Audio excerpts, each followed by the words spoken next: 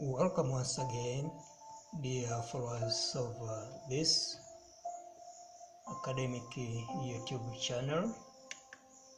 And today I wish to bring to you the analysis of the play This Time Tomorrow by Ngugi wa Thiong'O. Remember, Ngugi wa Thiong'O is the renowned playwright and novelist based in Kenya,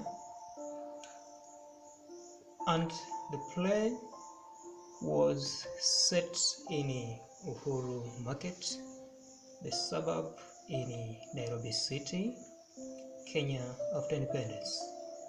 The publishers of this play are Kenya Literature Bureau. The year of publication for this play is 1970. Well, the play highlights some major problems that faced most of African countries after independence. What was the nature of African leadership and lifestyles of the common people at large? And this was the motivation behind Ngugi wa Thiong'o's writing of this very play. And the analysis of this play is going to base on form as one element of literature. Well, before proceeding, I wish to present to you the plot summary of this play. And I am Regnard Bishoza, an English and literature teacher, currently teaching at Boni Consili Mabamba Girls in Kibondo District, Kigoma region. Well, here goes the plot summary of this play. The whole play is organized in only one act. That is to say, it is like it is presented in one act as how readers can interpret based on novels. As a play, it is organized in one act. The scene breaks by the conversation between the journalist and the editor who are typing an article. The journalist finishes typing and rereads it. He explains how the whole incident took place, where the city council warriors demolished the slums at the shanty town near the country bus terminus. The place is usually a busy place, but on that day, nobody was seen. This was a Clean the City campaign, as the political campaign proposed by new Kenyan government after independence. Well, as far as Nairobi City after independence is concerned, Nairobi City was once the pearl of Africa, and Nairobi could receive tourists from Britain, America, and Western Germany. The slums in Uhuru Market created a shameful condition to tourists who were coming from these countries. So, inevitably, as far as the government slogan and plan regarding cleaning the city campaign to avoid such a shameful condition, slums must be demolished. We are told of Thiong'O's shelter made of cardboard and rotting tins. Django and Wanjiro share the floor as a bed just beside the small wall.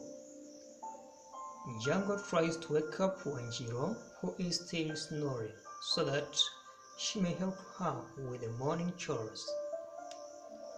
She has to prepare the soup for the morning customers like Githua, Macharia, and Gitina, and others. Wanjiro wakes up and tells her mother the dream she had. She had seen in her dream the sharks being carried away by the floods. Wanjiro begins sweeping and wonders why the city is so quiet. She expresses how she is tired of the familiar scenes and sounds around. She says that she never saw these things before she heard the stranger speak.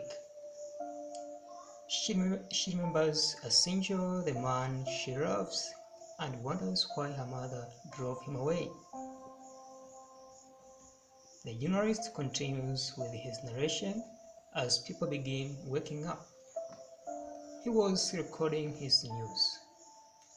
Wanjiro says that the village is waking up, but the birds are hardly awake. That statement annoys her mother. She speaks to Wanjiro in a serious tone that birds do not have to kill themselves in order to live. They don't need money to buy food. They don't buy clothes. Neither do they pay school fees. Wanjiro is also annoyed by her mother's statement since Wanjiro does not have good clothes. Neither does she go to school. She is not sent to school, although her brother was sent to her uncle in the country to attend school. So this is an indicator of gender discrimination. On top of that, readers can grasp a theme of exploitation because Wanjiro is exploited by her mother by not being sent to school. Rather, she helps her mother with the entire activity of petty business of selling soap. Wanjiro considers her mother's words as a mockery to her since her brother was taken to school but she was not. Additionally, she is angry due to the fact that she is not given good clothes like other girls around, to the point that she is ashamed to walk in the streets. Django is annoyed even more and wonders why Wanjiro talks to her in such a manner. That is to say, Wanjiro is disobedient to her mother. Django reminds Wanjiro how she had trouble raising her up. Wanjiro calms down and wishes she had better gone away with Asinjo. Django warns her that a man from another tribe cannot protect her. She also warns her not to trust men from the city because they mistreat their mistresses, even kill them. Wanjiro wished Asinjo would come for her. Django threatens her never to mention him again, a man from another tribe. Wanjiro describes how she wishes to have nice dresses like the one she saw in the city and almost stole it. This is an indicator of poor living condition. She says that the stranger had told them that the city belongs to them. The shops, the factories, and everything. Her mother says it is only for a chosen few. This is an indicator of social antagonism. Social stratification has been a common agenda in this society. You have people who are in the upper class. On the other hand, slum dwellers belong to the lower class, or the class of the marginalized people. They talk of how the stranger had led the delegation to the city council. Since they were given only a few days to move away, she wonders why her mother would call such a man as a cheat and a loafer. When Jiro asks her mother whether they are going to pull down their house, but Thiong'O says that she is not going to move. Thiong'O tells Wanjiro not to talk about the stranger because her father used to talk like that and it cost him his life. They were captured and he was shot dead like a dog by the white man. The journalist continues his narrative that as the day broke, people began engaging in their daily activities. Tinsmiths beating their tins and the buses vomited a lot of people. He followed them and joined the populace for a cup of soup. Shortly, the customers were at Thiong'O's hut for soup. As usual, she keeps on shouting, calling more customers while others are already taking their soup. Inspector Thiong'O enters, speaking from a loudspeaker, telling the people who dwell in Uhuru Market that a month given to them is over, and by 12 o'clock that day all the shacks had to be demolished. The journalist comes in and takes some photos and begins to interview people to get their views on the story. The tinsmith explains how he had had hard time making a living before and after independence. Thiong'O complains why Thiong'O has changed, where he used to be a good customer, but now he sees himself as a king. So this is a great disappointment to Thiong'o and other slum dwellers. The journalist interviews the shoemaker, who also complains on how they have been betrayed because he was also an active member of the party and they fought for freedom, having taken an oath and sung patriotic songs. And the song sings, "Even if they deride me and beat me and kill me, they shall never make me forget.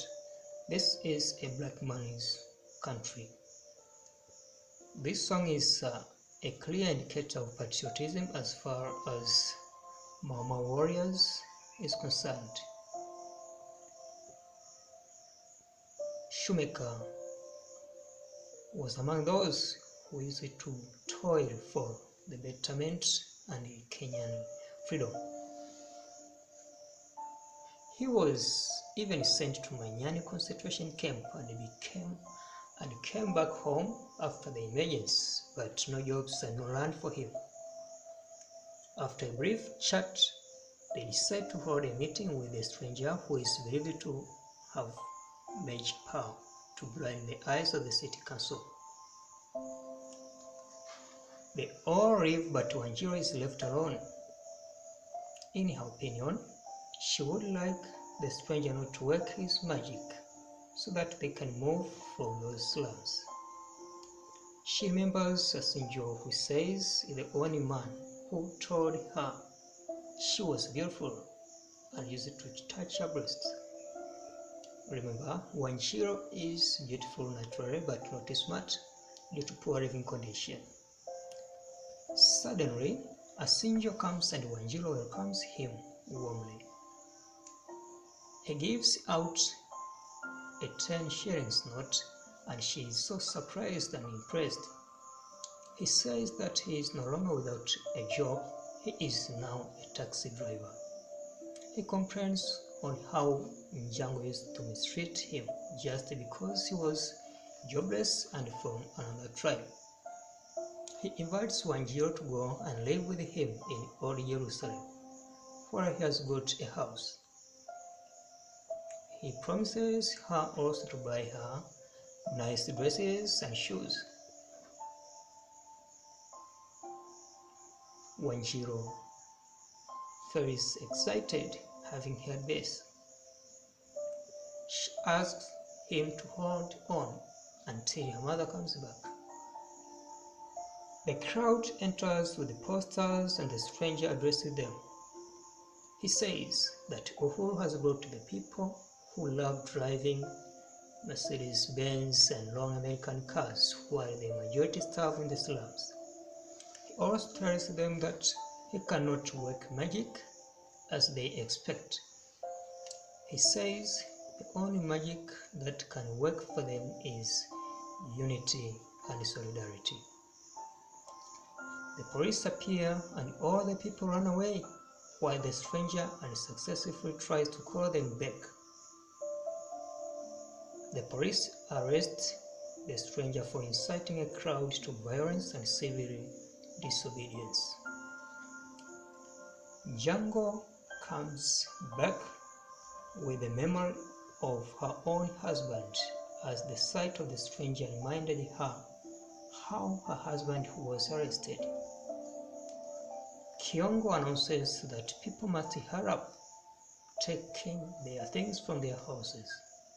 Wanjiru reports to her mother that she wants to go away with Asinjo, but her mother refuses, that she cannot marry a man from another tribe and without a job. Wanjiru assures her mother that Asinjo is different.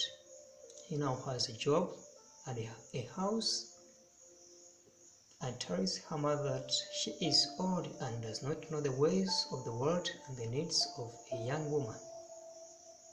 She says goodbye to her mother and leaves. Thiong'O is left desperate, and Thiong'O tells her to hurry up and leave. Thiong'O's final words are, "They are heading us out like cattle. Where shall I go now? Tonight, where shall I be this time tomorrow? If only we had stood up against them, if only we could stand together." This quotation is found on page number 56, and this is an indicator of disillusionment, or what is referred as disappointment of slum dwellers represented by Thiong'O here, because the government seems to be inhuman to them by demolishing slums without compensation. Well, after the plot summary of this story, here goes the characterization of the characters who make this story. The first character and the main character is Thiong'O. Who is Thiong'O in this story? Thiong'O is a tribalist. Thiong'O is a tribalist because she is against intertribal marriages. She is still conservative and does not want to welcome changes. That is to say, she is conservative. When Wanjiru says that she is going away to live with Asinjo, she says to Wanjiru, "With that man, a man from another tribe?" Well, Thiong'O is a poor slum dweller. She is among the poor people who are dwelling in the slums at Uhuru Market. She sleeps on the floor with her daughter, sharing a floor as a bed, and remember, her shelter is made of cardboard and rotten tins. This is a quite indicator of a poor living condition of the marginalized people in this very street, Uhuru Market. Thiong'O is a widow, as we are told that her husband was captured and shot dead like a dog by the white man during Mau Mau rebellion. She is a hot-tempered and strict mother. She often treats Wanjiru harshly, but remember her motives behind being harsh to Wanjiru is to make sure that Wanjiru grows up in a disciplined manner. In page number 37, she says, other girls rise up before the sun to help with the morning chores. This one snores like a pig. I will try to pinch your fat nose or drench your face with cold water. Also, she threatens Wanjiru every time she mentions a sinjo.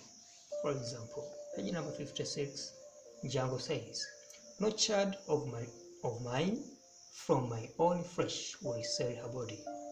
I will break her bones, else she break mine first. She is a pet businesswoman, as we find in this story that she earns her living by selling soap to slum dwellers. As one of her customers comments, give me another mug of soap. You got to be taught to live in this market city.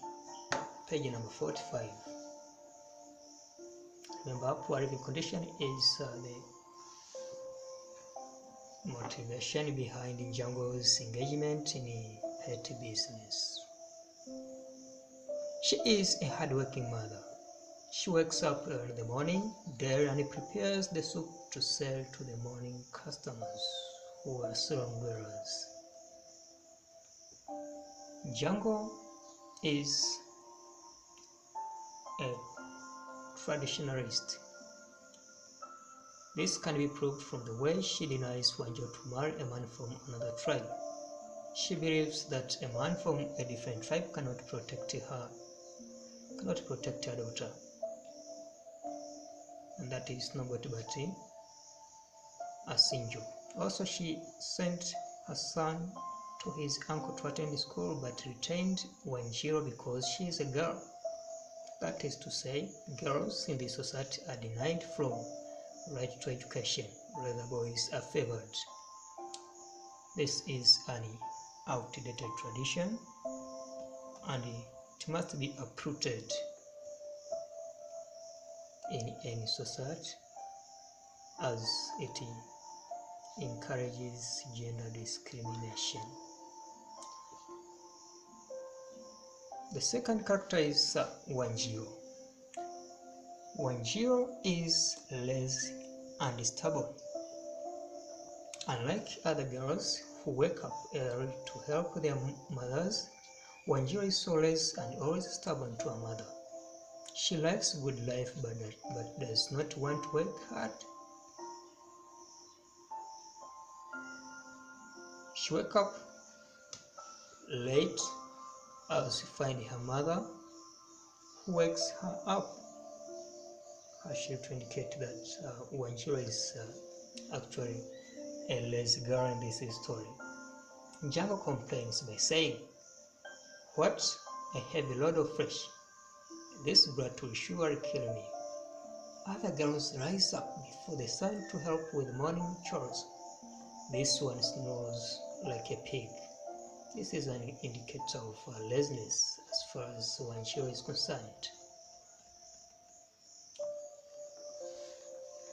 Wanjiru is so inquisitive, to mean that she is used to having a behavior of asking many questions for the sake of knowledge. She asks her mother many questions for knowledge to a point where Django is annoyed. In page number 43, Django exclaims, you never give me a moment's peace. Do you? What do you want to ask? Not about your seat council, I hope. Wanjiru is an avid admirer of Western lifestyle. She is interested with Western lifestyle. She admires living like Europeans. We are told that she admires walking like a European lady, fingering cigarettes in her right arm.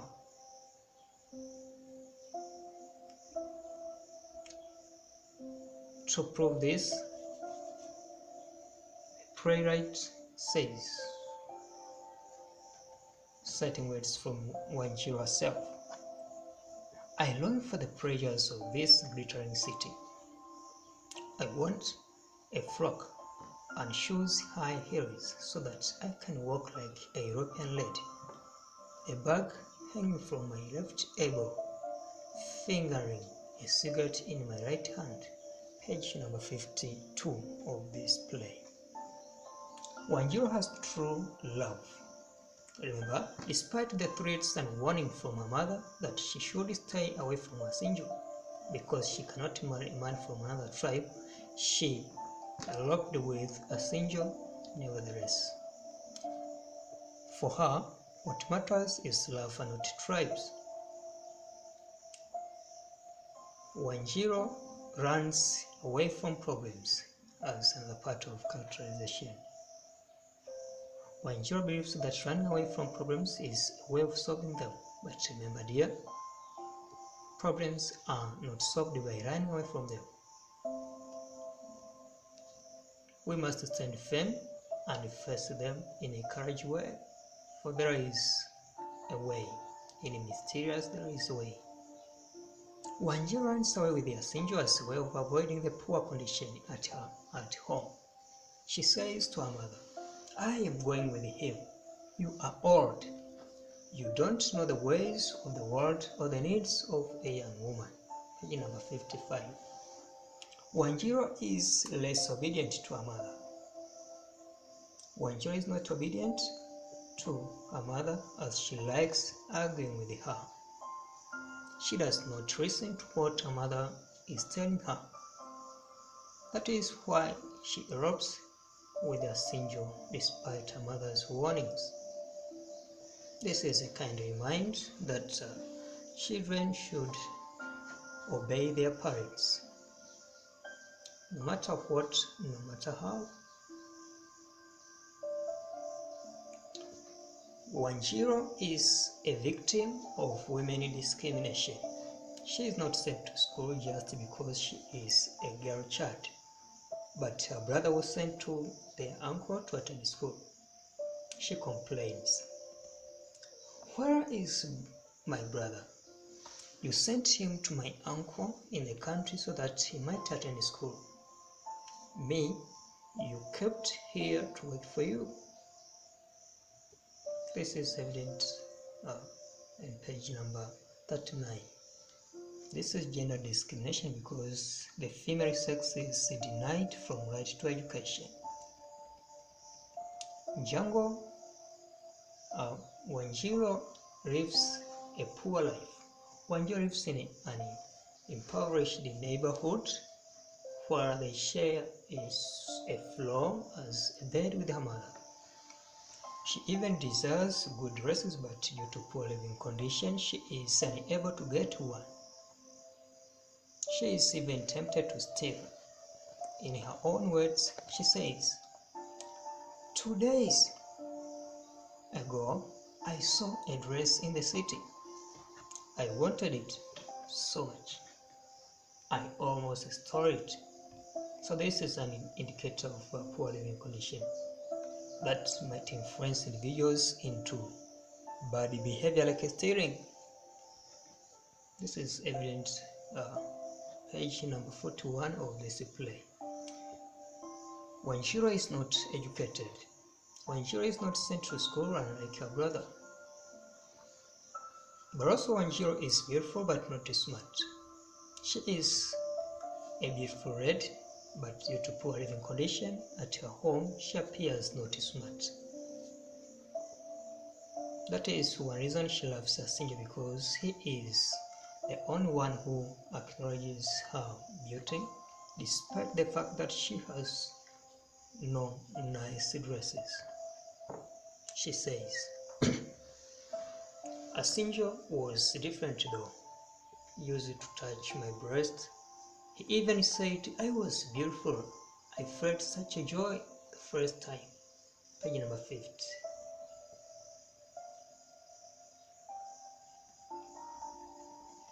Another character is Asinjo.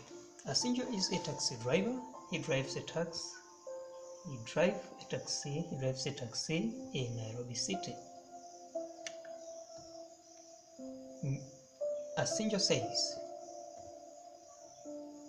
I am no longer without a job. I am a taxi driver. Remember, Asinjo was jobless before, but now he is a taxi driver. Asinjo is westernized.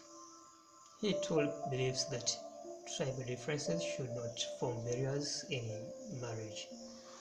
He comments that Njangwe is only an old woman who does not know the ways of the world or the needs of a young woman. Asinjo elopes with Wanjiru. Finally, Wanjiru leaves her lonely mother and her old mother and goes to live with Asinjo. This is a great disappointment to Njangwe, for she has nowhere to go. She has been betrayed by Wanjiru, and disastrous enough, her poor slum is demolished. Asinjo has true love for Wanjiru. We are told that despite being threatened by Wanjiru's mother, he keeps on visiting her. Moreover, after getting the job, many girls want him, but his love is still with Wanjiru. He says, I have now got a job and many girls want me. If I did not love you, would I have come back after all the names? After all these names your mother called me? This is an indicator of true love. He is an agent for change. Asinjo is anti-tribalism, as he tried to show that tribal differences should not be an obstacle in modern relationships. What matters is whether the two parties love each other. So this is a kind reminder that tribalism should be discouraged and be modified, as it can cause an development in the society, for there won't be mobility and development ideas exchange. Well, another character is Stranger. Who is Stranger in this story? He is an activist. He makes a speech to conscientize people about their rights and the importance of unity if they want to get their rights. Stranger is sympathetic, that is merciful to slum dwellers. Remember, he is the one who represents them and who leads the delegation to the new city council. At first, he was reluctant to lead the delegation to the city council, but when men showed him the notes that they had been given only a few days to move away, and women walked in front of him, he agreed to lead the delegation. This is an indicator of mess. Stranger is against oppression, humiliation, and exploitation. He is using his intellect to help the slum dwellers get their rights by acting as their representative. Stranger is betrayed by the slum dwellers. When the police appear at the meeting ground, all the slum dwellers run away, leaving him alone to be arrested by the police, as he tries to unsuccessfully call them back. Stranger believes in unity and not in magic power. The slum dwellers believed that he can use the magic powers to blind the eyes of the city council, but he assures them that the only magic that can work on their favor is unity. The word hands has been mentioned in a play to signify unity. Stranger is courageous and agent for change. He is among the freedom fighters that fought the white men in the forest. He is still determined to fight for the rights of poor citizens. Even when all the slum dwellers run away, he does not run away. He is eventually arrested by the police, led by the police officer, and charged of inciting a crowd to violence and civil disobedience. Another important character in this story is Inspector Thiong'O. Who is Inspector Thiong'O in this play? Inspector Thiong'O is a city council officer. He works in the council in the Department of Health, as it is shown in page number 46. He is in charge of the Clean the City campaign.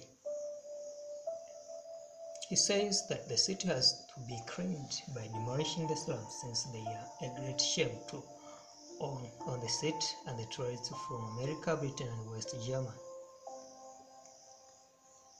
And the tourists are disgusted with the dirt that creeps to the city.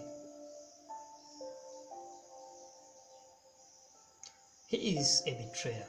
Inspector Thiong'O initially was a member of the youth wing and a good customer of Jungle soup. But when he becomes a city council officer, he betrays them and drives them away. Jungle says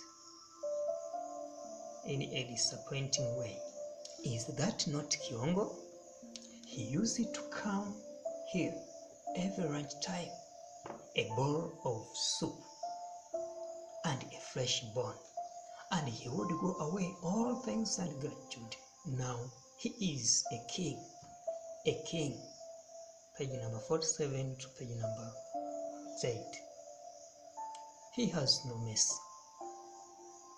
Inspector Thiong'O conducts the Clean the City campaign by mercilessly demolishing the slums, but does not allocate an alternative settlement for the slum dwellers.